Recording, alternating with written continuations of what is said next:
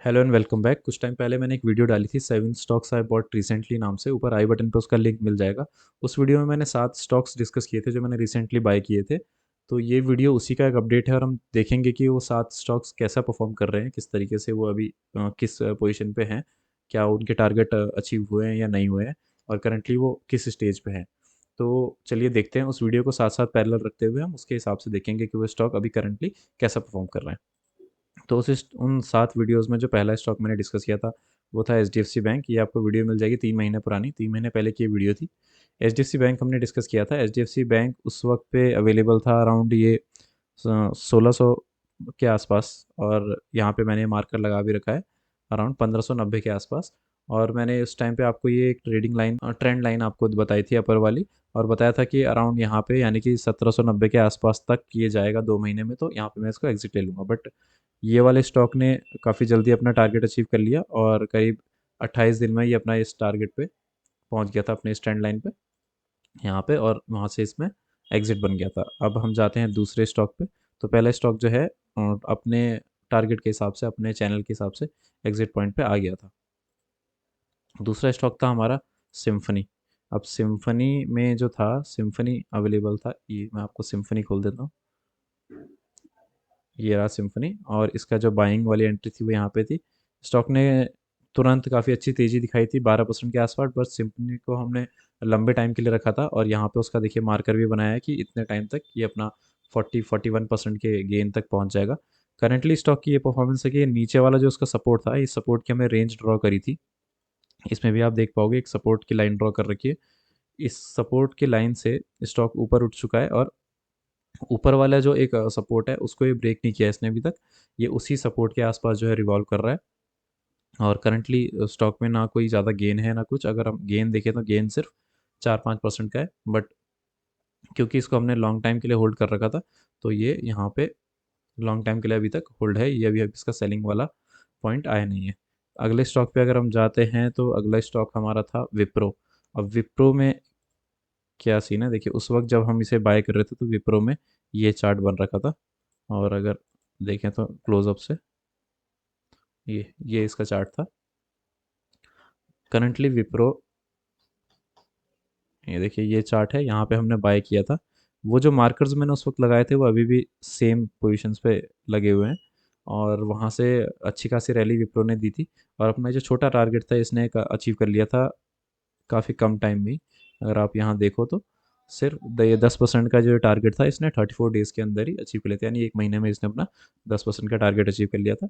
चाहते तो आप यहाँ पे एग्जिट ले सकते थे, बट मैंने भी लिया नहीं क्योंकि काफ़ी अच्छा पोटेंशियल स्टॉक में है, और मेरे पे कोई दूसरी अपॉर्चुनिटी भी नहीं थी कि मैं इससे बेटर स्टॉक में कोई डालूँ। तो इस स्टॉक को मैंने ऑल टाइम हाई के लिए फ़िलहाल होल्ड कर रखा है। अगर बीच में मुझे लगेगा कोई बेटर अपॉर्चुनिटी है तो शायद मैं इसे अगले कहीं किसी रेजिस्टेंस पे सेल भी कर दूं। लेकिन इसका जो फर्स्ट टारगेट था, जैसा इस वीडियो में मैंने बताया था, फर्स्ट टारगेट इसका यहाँ पे 417 पे, वो इसका कुछ ही दिनों में जो है अवेलेबल था यहाँ पे सेलिंग के लिए 417-18 का। कुछ ही दिनों के अंदर यानी कि 1 महीने के अंदर आप इसका फर्स्ट टारगेट अचीव कर सकते थे। अगला स्टॉक था कैम्प्स। अब कैम्प्स वीडियो में भी होगा यहाँ पे, हाँ वीडियो में देखिए कैम्प्स का। कैम्प्स की मैंने एक रेंज बनाई थी 2600, ये देखिए यहाँ आपको दिखेगी बेटर। 2658 पे इसका सेलिंग था, और यहाँ पे मैंने इसको बाय किया था नीचे, इसके रेजिस्टेंस से, सपोर्ट से इसके नीचे। बट उस वक्त ये यहाँ पे 2150 के आसपास पे था। तो अगर कैम्प्स आप देखोगे तो कैम्प्स देखो 2658 पे इसका जो मैंने रेजिस्टेंस इसका लगाया था, और यहाँ पे अगर आप देखोगे तो 2658 पे ही कैम्प्स जो है टच करके वहाँ से वापस आ गया है 2658 से। अगर आप इस चार्ट में देखोगे, और यहाँ हमने बाय किया था तो कितने टाइम में और कितने परसेंट का ये गेन था, ये था आपका 28% का गेन अराउंड 119 दिन में, यानी कि 3 साढ़े 3 महीने में। तो 3.5 4 महीने में आप लगा लो, 4 महीने में जो है अराउंड 28-29% का गेन इसमें था। बट क्योंकि इसको भी मैंने अभी होल्ड कर रखा है, मैंने नहीं सेल किया, लेकिन अगर जिस हिसाब से हमने टारगेट लगाया था उस हिसाब से यहाँ पे इसका सेलिंग का बनता था। बट मैंने फिलहाल ये सेल नहीं किया, वही बिकॉज ये अच्छी कंपनी है और अपॉर्चुनिटी मेरे पे दूसरी नहीं थी। जब अपॉर्चुनिटी होगी तो मैं इसमें से भी पैसे निकाल दूंगा। अगला था इंडिया बुल्स। इंडिया बुल्स मैंने सेल कर दिया था, उस वक्त मुझे कोई अपॉर्चुनिटी लगी और इसने अपना टारगेट हिट कर दिया था, तो मैंने इंडिया बुल्स में से पैसे निकाल के और दूसरी अपॉर्चुनिटी में डाल दिए। इंडिया बुल्स अगर आप देखो तो उस वक्त पे कहाँ पे था, ये रहा। इंडिया बुल्स हमने उस वीडियो में यहाँ पे डिस्कस किया था। एक मिनट, ये रहा इंडिया बुल्स। यानी कि इसका जो फिगर्स थी ये थी, हमने बाय किया था अराउंड 100 के आसपास, और इसका हमने सेलिंग पॉइंट 138 पे लगाया था। और वही करंटली हमने अभी भी इसमें लगा हुआ है।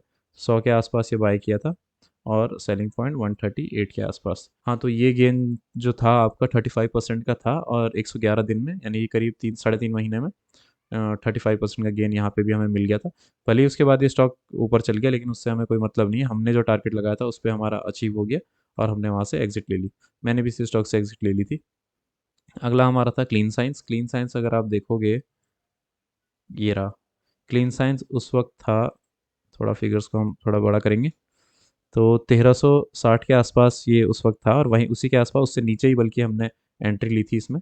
और इसमें भी 10% का गेन था अच्छा खासा, जो मैंने शायद यहाँ मार्क करके बताया होगा कि 2 महीने के अंदर ये गेन लगता है कि आ जाएगा। तो अगर आप क्लीन साइंस का देखोगे तो क्लीन साइंस का गेन जो लगभग उसी टाइम में, यानी कि नहीं, 2 नहीं, 3 महीने करीब इसने लगा दिए थे। तो 3 महीने अगर आप देखो, हाँ, 84 डेज में करीब यहाँ से क्लीन साइंस ने जो है अपना 10% का गेन दे दिया था।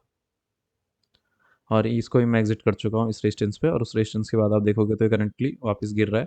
वापस से सपोर्ट पे आएगा तो शायद मैं इसको फिर बाय कर लूँ, देखेंगे उस वक्त मार्केट सिनेरियो कैसा रहता है।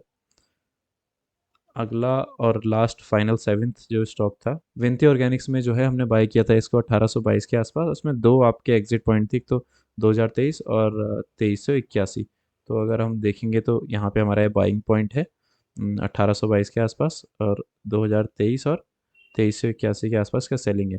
करंटली इसने अपना एक भी टारगेट अचीव नहीं किया है। ये 2022 वाला टारगेट अपना अचीव करने वाला था, बट हुआ नहीं है। बट इस स्टॉक में एक अच्छी चीज़ ये हो रही है फिलहाल, ये यहाँ से इसने एक अप ट्रेंड हायर हाइज जो है लगाने में लगा है। तो अच्छे खासा ये देखिए आप, एक इसने हाई यहाँ लगाया, फिर उससे ऊपर हायर हाई दिया, फिर हायर हाई, फिर हायर हाई सपोर्ट, जबकि इसका कंसिस्टेंट रहा सपोर्ट, इसमें ज़्यादा फर्क नहीं पड़ा। बट रेजिस्टेंस जो है इसका हायर हाई वाला है, यानी कि अप ट्रेंड में स्टॉक आ चुका है। तो होपफुली ये भी 2017-18 के टारगेट पे इजीली पहुंच जाएगा, 2022 के टारगेट पे। और हो सकता है तो ये, इसका जो आपका बड़ा वाला टारगेट था ये आपका 2380 के आसपास है, तो यहाँ पे भी पहुँचने की पूरी पूरी संभावना है। तो ये थे वो 7 स्टॉक, और उनकी करंट में ये कैसा परफॉर्म कर रहे हैं। अगर आपको ऐसी वीडियो पसंद आती है तो आप मुझे बताइए, मैं आपके लिए एक और ऐसी वीडियो ले आऊँगा जिसमें मैं नए 7 स्टॉक्स या 5 स्टॉक्स, कुछ भी जो मैंने रिसेंटली परचेज़ किए होंगे, वो आपके साथ डिस्कस करूँगा। और फिर रेगुलरली आपको अपडेट दूंगा कि वो स्टॉक किस तरीके से परफॉर्म कर रहे हैं, किस बेसिस पे मैंने बाय किए थे, और किस तरीके से वो कहाँ पे उनका एग्जिट आना चाहिए। तो आई होप आपको वीडियो पसंद आया हो। अगर अच्छा लगा तो मुझे कमेंट में बताइए। अगर कुछ और आपको चाहिए हो किसी और तरीके का वीडियो, तो वो भी आप मुझे कमेंट में बता सकते हैं, मैं वैसा वीडियो बना दूंगा। तब तक के लिए goodbye, thank you, take care.